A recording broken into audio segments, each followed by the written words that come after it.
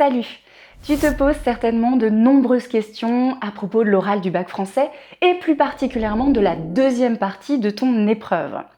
Laissons, si tu veux bien, de côté l'entretien, autrement dit les questions de ton examinateur ou de ton examinatrice que j'aborderai lors d'une prochaine vidéo. Concentrons-nous sur la présentation de l'œuvre.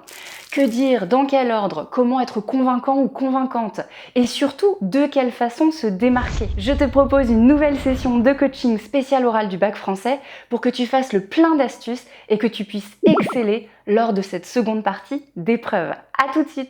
Dans cette vidéo, tu vas découvrir un récap ultra rapide de ce que l'on attend de ta part dans cette deuxième partie de l'oral. Des conseils précis sur le déroulement de ta présentation afin qu'elle soit claire et efficace. 4 erreurs fatales que font souvent les élèves. Je te donnerai bien entendu des astuces pour les éviter et te démarquer. Commençons par un petit récapitulatif pour que tu y vois plus clair. Après avoir présenté ton analyse linéaire d'une dizaine de minutes, notée sur 10 points, et avoir répondu à la question de grammaire qui peut te rapporter 2 points, place à la seconde partie de l'oral notée sur 8 points qui est composée de 2 étapes. La présentation de l'œuvre qui dure environ 3 minutes et durant laquelle tu parles sans interruption. L'entretien durant lequel tu réponds aux questions pendant 5 minutes environ. Ce que tu dois absolument retenir, c'est que cette présentation est une sorte d'introduction à l'entretien. Le point de départ de ton futur échange avec ton examinateur ou ton examinatrice. Pour te noter, ce dernier ou cette dernière va prendre en compte ta façon de présenter l'œuvre de manière structurée et synthétique, la qualité de ton expression bien sûr, ta capacité à argumenter, à justifier tes choix et à mettre en lien ta lecture avec tes connaissances, ton expérience, ta sensibilité, ta vision du monde, etc. Pour remplir tes objectifs, je te conseille de t'inspirer de ces 4 étapes. D'abord, fais une rapide présentation de l'auteur, son prénom, son nom, son siècle,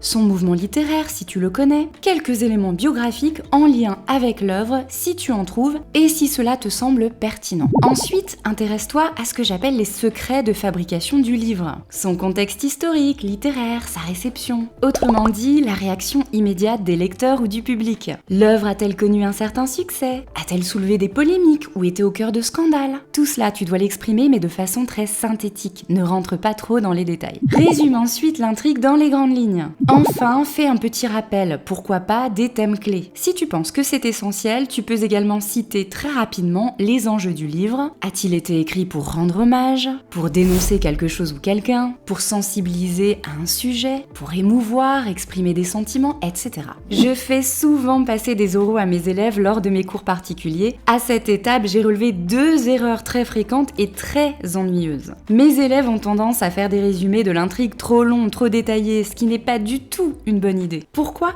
D'abord parce que tu dois prouver que tu es capable de synthétiser les informations. Ensuite parce que ce n'est tout simplement pas la partie la plus intéressante de ton oral. Ce résumé ne doit servir qu'à contextualiser les choses. Pour éviter cet écueil, je te conseille de rédiger un texte d'une dizaine de lignes grand maximum, qui répondent aux 4 questions magiques. Où, quand, qui, quoi. Et pourquoi pas de privilégier un résumé ouvert, en d'autres termes, qui ne dévoile pas la fin de l'histoire. Dis-toi que cette présentation de l'auteur et de l'œuvre doit durer environ 1 minute 30. En ce qui concerne la deuxième erreur, c'est à toi de la deviner. Voici le début de la présentation de l'œuvre d'un de mes bons élèves qui a accepté gentiment que je parle de son travail dans ma vidéo. Pierre Carlet de Chamblin de Marivaux était un écrivain du XVIIIe siècle connu pour ses pièces de théâtre, explorant les subtilités de l'amour et des relations sociales. Son style se caractérise par un usage habile de la langue et son analyse des nuances psychologiques des personnages. Aïe aïe aïe!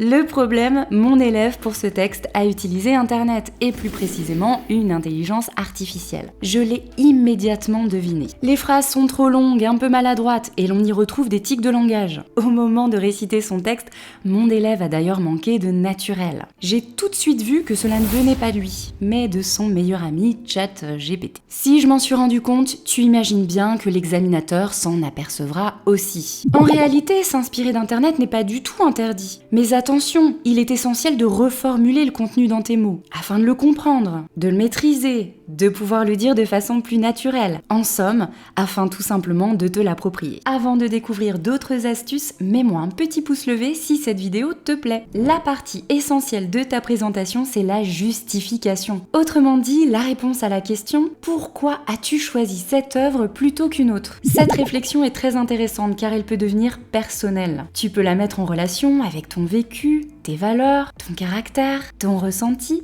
etc. En général, je conseille à mes élèves de choisir 3 ou 4 arguments, autrement dit 3 ou 4 raisons qui expliquent ce choix. Pour t'aider de façon concrète, je te donne des pistes, des idées qui, je l'espère, t'aideront à construire un argumentaire très convaincant.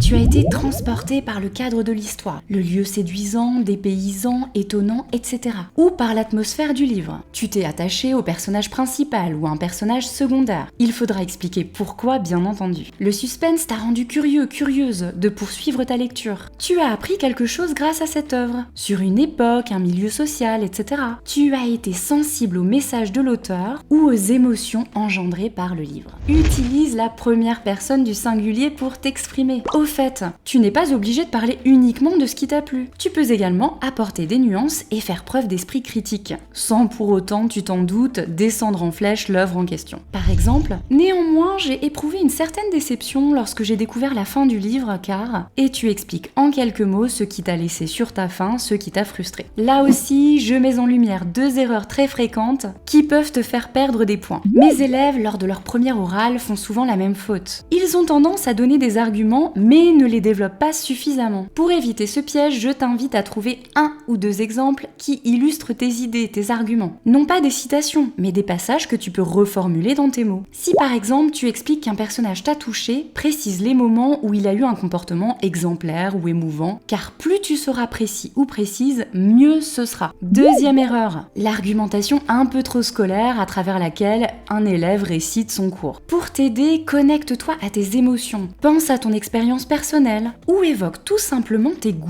Demande-toi aussi si la justification a des chances d'être différente de celle d'un autre élève. Si tu penses qu'un de tes camarades peut exprimer les mêmes arguments, alors il y a un problème. 2 cas concrets pour finir. Une année, un élève a présenté le roman Eldorado. Il raconte les aventures d'un jeune Africain qui quitte son pays d'origine pour rejoindre l'Europe. Pourquoi ce choix ? Parce que mon élève était touché par ce récit. Sa grand-mère était elle-même réfugiée et avait vécu l'exode espagnol. Parfois, tu n'arriveras pas à faire de lien avec ton expérience, ton passé. Trouve alors autre chose. Il y a 2 ans, un de mes élèves a présenté L'étranger, ce roman d'Albert Camus. Difficile de s'identifier au héros qui est en rupture totale avec le monde qui l'entoure. Mon élève était tennisman. Il a alors expliqué qu'en tant que sportif, il était toujours déterminé, aimait aller jusqu'au bout des choses. Le personnage principal, très différent de lui, l'avait beaucoup intrigué. Une très bonne motivation qui l'avait poussé à terminer ce livre pour mieux comprendre, mieux cerner ce personnage. À bientôt pour d'autres vidéos spéciales Bac français.